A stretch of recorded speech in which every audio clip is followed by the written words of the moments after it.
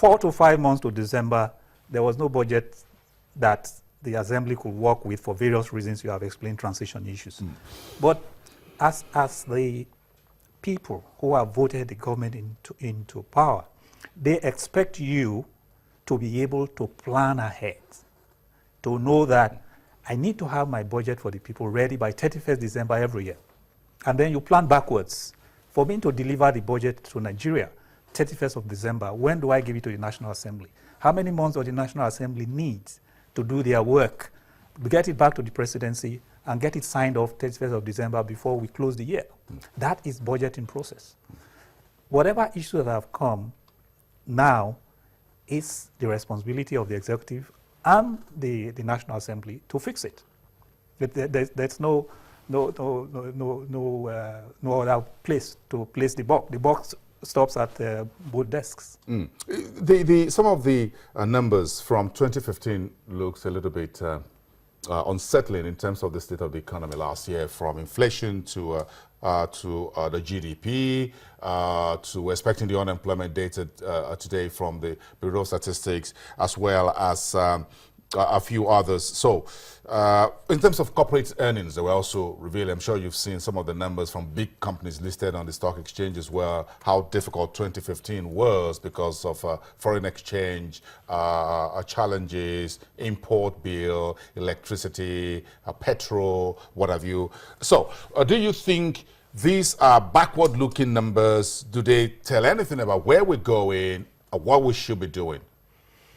Well, it tells us where we are coming from, and it tells us where we could be going if we do things the same way as we have done them in the last 9 months. Because if you keep doing the same thing that we are doing now, you can't expect different results. So what's critical is what's coming from this two-day meeting and what change in process and speed, particularly speed. We all know what we need to do. We know we need to stop importing rice, for example. We need to stop importing sugar. And we know what to do.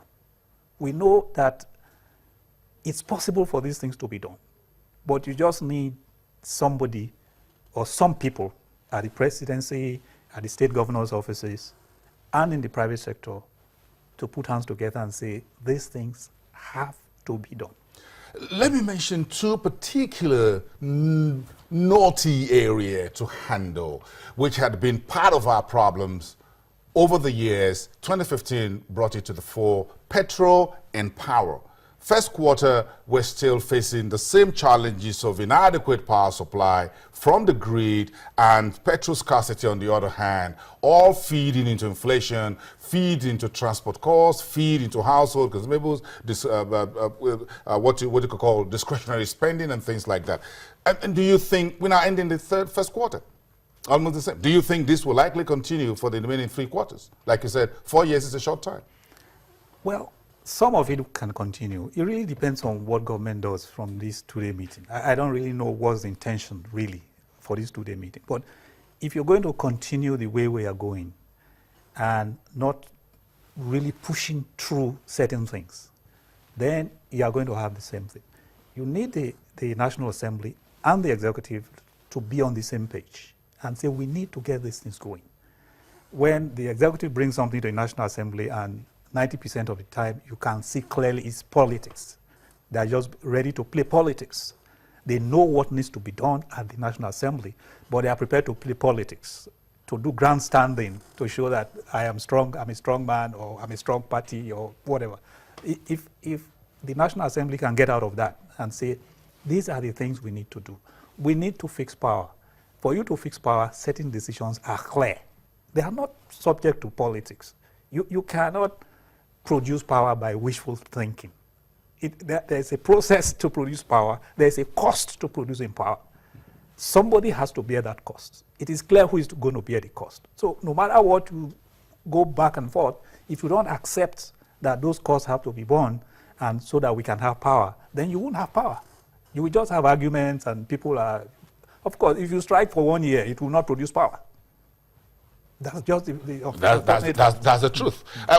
Let's bring in finally the the Monetary Policy Committee of the Central Bank. Let's bring in the Central Bank, the financial regulator, because our money is the oil, the engine oil for this entire conversation. So the Central Bank is sitting on 213 thereabout billion naira power sector intervention fund. Central Bank is also midwife in agriculture, is midwife in so many things, in aviation and what have you. So how do you think the Central Bank should decide tomorrow on interest rates, cash reserve ratio, liquidity ratio? Do you think the Central Bank has the headroom for interest rate haircuts? How do you think tomorrow will look like? Well, the Central Bank is committed now to its foreign exchange policy. It's sort of locked into that because it says this is what we want to do. We believe in it. They get support from some sectors of the economy. The manufacturers who are dependent on local raw materials are happy. The farmers are happy. Do you agree with the FX policy? I don't agree with the FX policy if the things to support it are not there.